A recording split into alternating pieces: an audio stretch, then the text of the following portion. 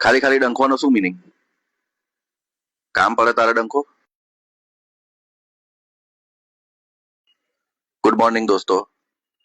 એક સમયે એક જંગલમાં છે ને શ્રી કૃષ્ણ ભગવાન અને અર્જુન જોડે જતા હતા. જંગલમાંથી જતા જતા એક ગામ આવ્યું. ગામમાંથી એમને એક મંદિર તરફ જવાનું હતું.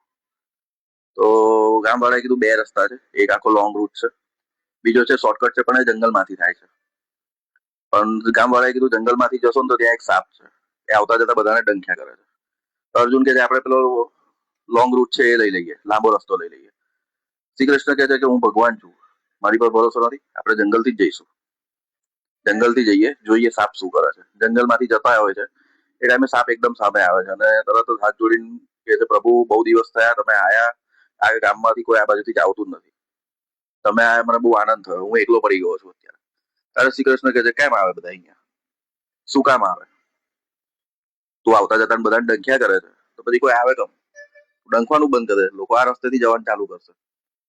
તો સાપ કે છે ઓકે ધન્યવાદ સાહેબ કરીને નીકળી જાય છે.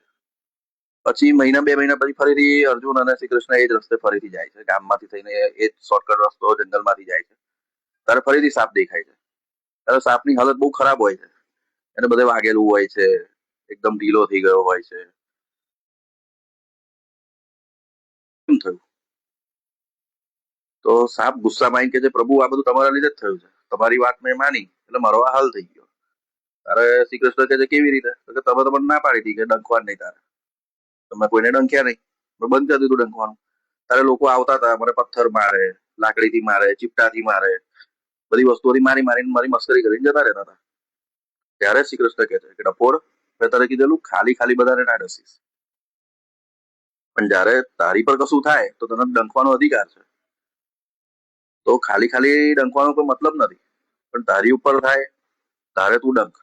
આના ઉપરથી આપણને શીખવા મળે છે એક વસ્તુ, કે તમે એટલા બી કડક ના બનશો, એટલા બી કઠોર ના બનશો કે લોકો તમારી પાસે આવતા જ બીવે, અને એટલા બી સરળ ના બનશો. તમારી એક બાઉન્ડ્રી રાખો. એ બાઉન્ડ્રી જો કોઈ ઓળંગે છે તો પછી તમે ડંકી શકો છો. તમારું અહિત થાય, તમારું નુકસાન થાય ત્યારે તમારે કશું બી કરવાની છૂટ છે, પણ તમારું કશું જ નથી થતું અને તમે ખાલી ખાલી લોકોને હેરાન કરો છો, એ પણ સારું નથી. એટલે આ વસ્તુ ધ્યાન રાખજો. આપણે સિક્કાની બેવ બાજુ જોવાની છે. સારા બનો પણ એટલા બી નહીં કોઈ તમને આવતા જતા છેતરે, આવતા જતા તમારું વહી. અને ખરાબ એટલા બી ના બનશો કે લોકો તમારે આવતા તમારી પાસે આવતા જ બંધ થઈ જાય અને તમે એકલા પડી જાઓ. જય શ્રી કૃષ્ણ.